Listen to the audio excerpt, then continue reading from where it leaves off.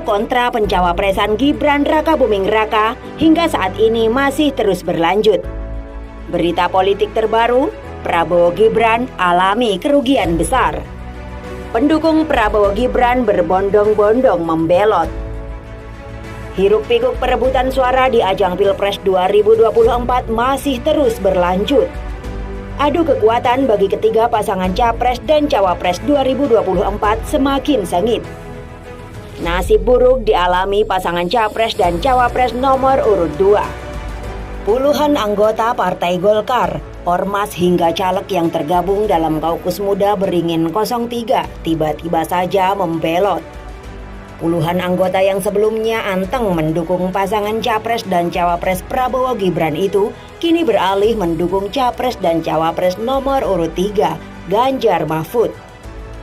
Pembelotan secara besar-besaran itu pun sontak membuat heboh warganet.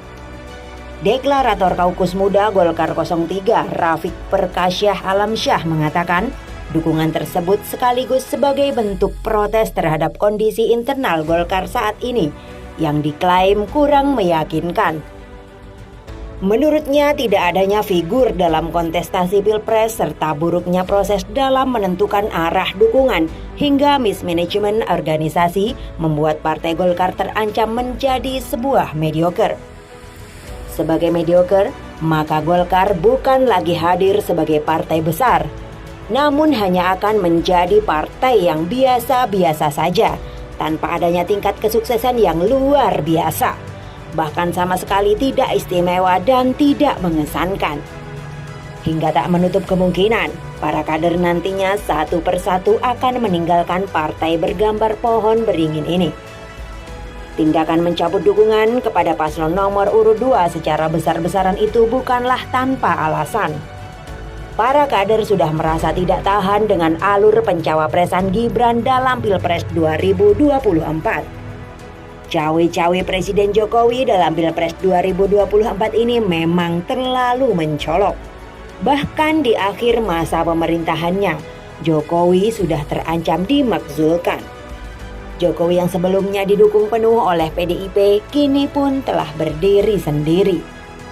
Namun begitu, dengan seluruh kekuatan yang dimiliki saat ini, ayah Gibran itu pun menggandeng mesra Prabowo demi tercapainya tujuan yang selama ini ia rintis. Gibran Rakabuming Raka mau tidak mau harus ikut dalam skenario yang telah disusun rapi oleh Presiden Jokowi. Bagaimanapun, sang putra presiden harus berusaha menyelamatkan sang induk semang demi kelangsungan hidup di dunia politik tanah air.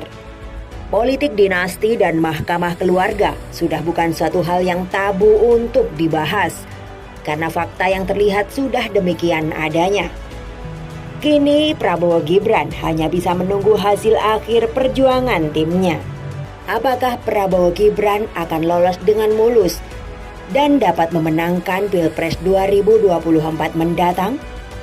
Pemirsa setia Kedaulatan Rakyat, bagaimana menurut pendapat Anda? Silakan tulis tanggapan Anda di kolom komentar channel YouTube Kedaulatan Rakyat.